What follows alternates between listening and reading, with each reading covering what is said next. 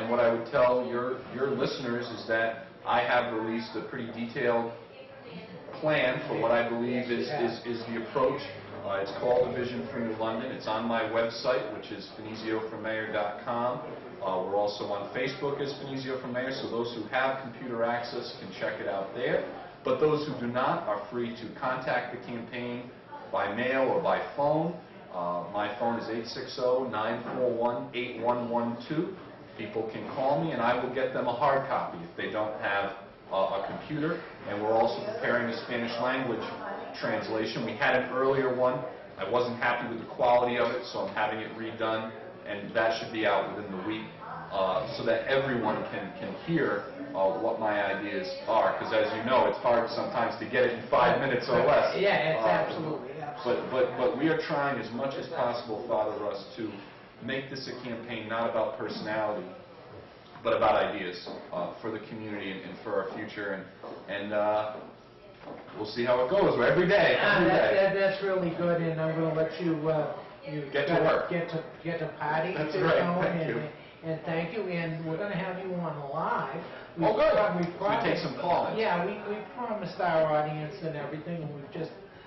I had situations when we haven't been able to make it. Oh, we were supposed to be on months ago, and then the snowstorm. Well, tonight you were supposed to be on live too, but we're obviously we got to go.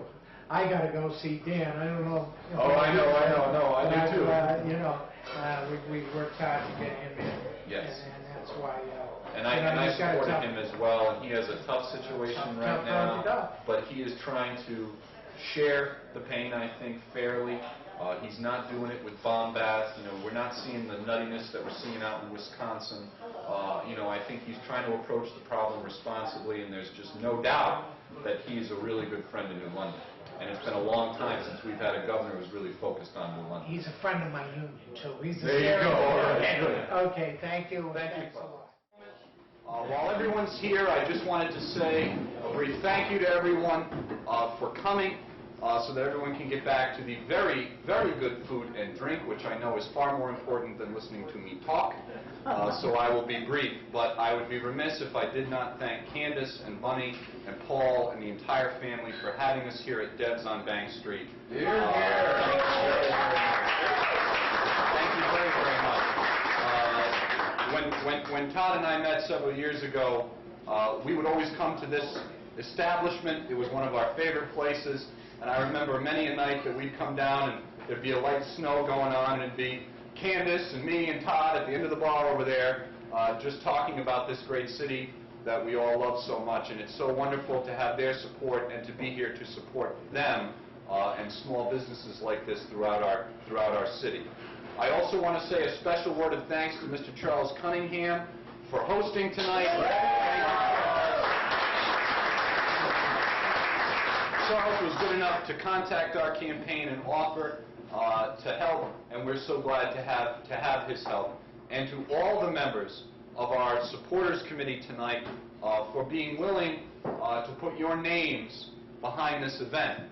And I know that was not easy. Even though we are in the depths of winter, we can begin to see the heat starting to rise in this campaign. That is inevitable, and it is the course of politics. But what I am trying to do in this campaign is something that I hope reaches beyond the mere traditions of political campaigns. I am not trying merely to create another campaign that pushes another personality. I'm trying to create a movement in our community that supports a better long-term vision for our city's future, that provides the qualified, experienced leadership we need as a city to move forward in a positive direction. And that is why tonight, in this room, you will see people who are lifelong Republicans. You will see people who are lifelong Democrats. You will see people who are 5-generation deep native New Londoners, and you will find people who are recent immigrants to our city. There are independents, there are Greens, we're young, we're old. We represent our community, and we are here not because we agree on every issue, not because we all have the same party label, but because we all care about the future of New London and understand how critical of an election this is.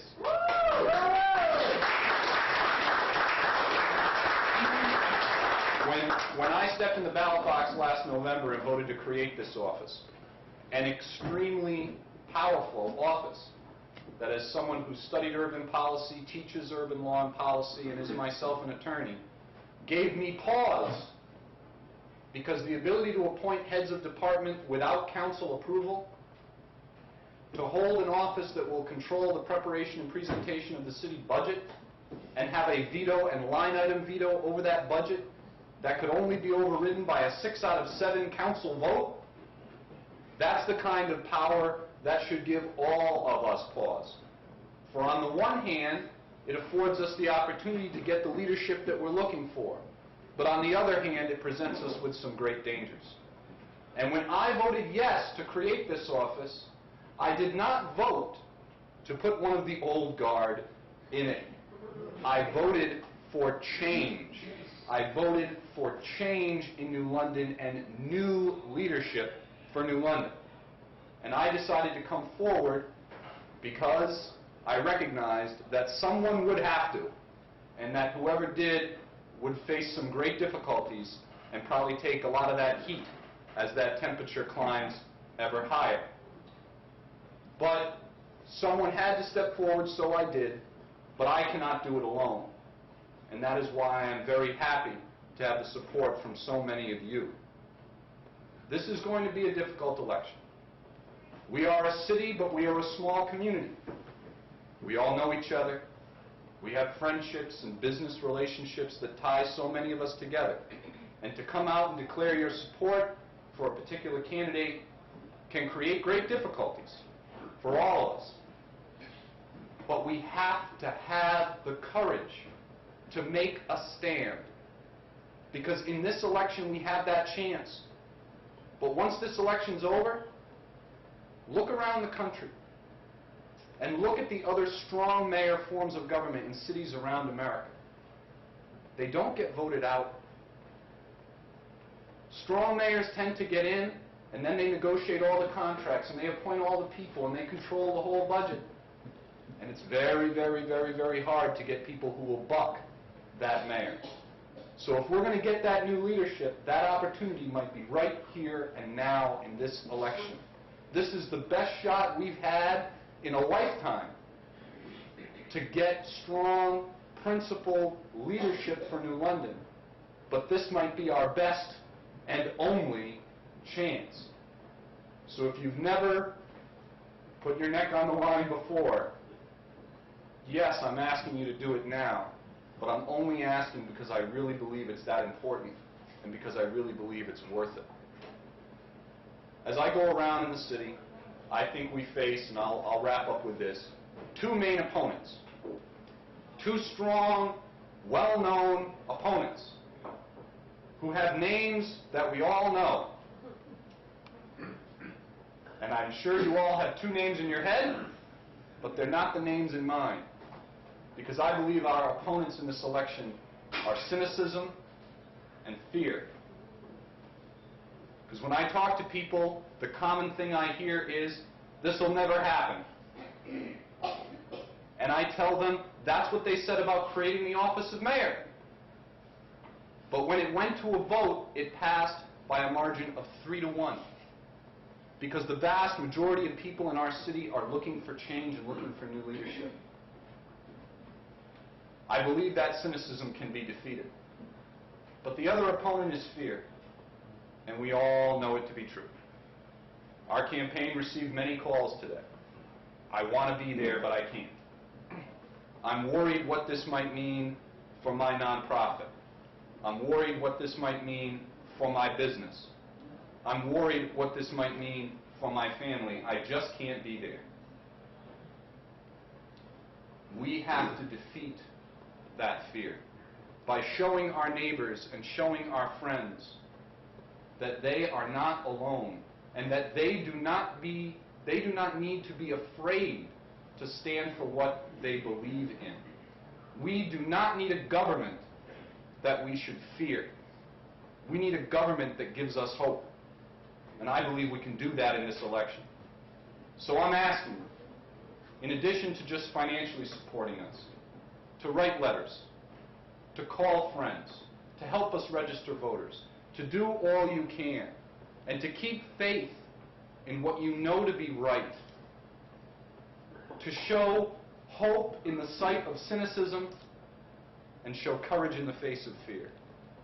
If we have the strength in this election to work for it, then I assure you, change is coming to New London.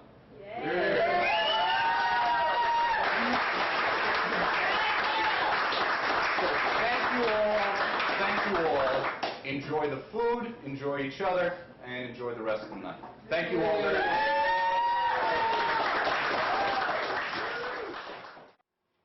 Well, last night was interesting. Believe it or not, good morning. This is Father at the house. Okay, trying to finish up what we did last night, Monday night. This is Tuesday morning for my viewers who are watching this show.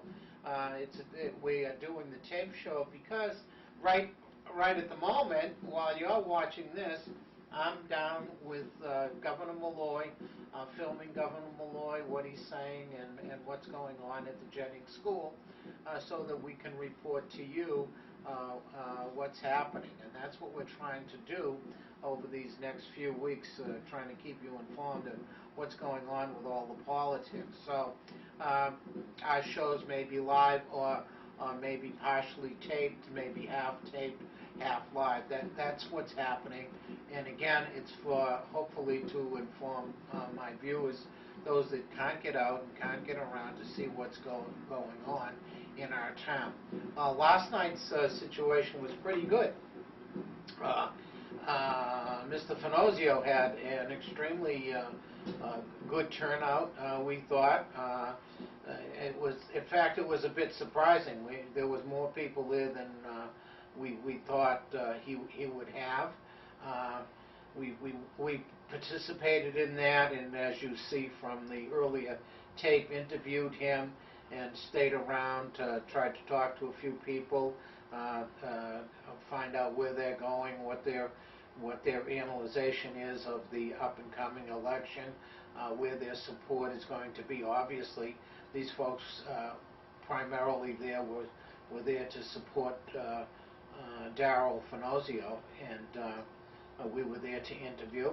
Well, we also ran around town, which you did not see, because we wanted to chase down. There was a very vicious rumor about Michael Bussetto going around town, and we heard it several places, and it disturbed us so much that we went and we chased some people down trying to find out if it was true or not, and we found out, and we can't go into a lot of stuff, but we found out that it was the rumor and the statements that were made against Michael were not true. And we don't appreciate any of that at all, because we try to inform you as best as possible what goes on. Whether we like a candidate or not, you've got to understand, Father obviously questions all our candidates very, very hard and very harsh at times, and I'm very, very critical. Whether they like it or not, they're in the real world, and they have to be responsible to us as voters. So I really don't care if Rob Perot likes me or not. I don't care if Mike Bussetto likes me or not. I want to know what he's doing for our community, for our people, and where he is. And the same thing with Mr. Finozio. I want to know where he is, where he stands, what he's going to do. We've done a lot of research on him because he's new. We don't really know him. We know where he lives. We know where he comes from. We know where he works.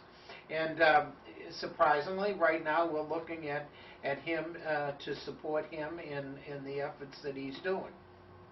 And again, you know, I've been a lifelong Democrat, and you know, my party is, you know, if you want to fight, you become a Democrat, because we do struggle amongst each others. And so I want my audience to understand that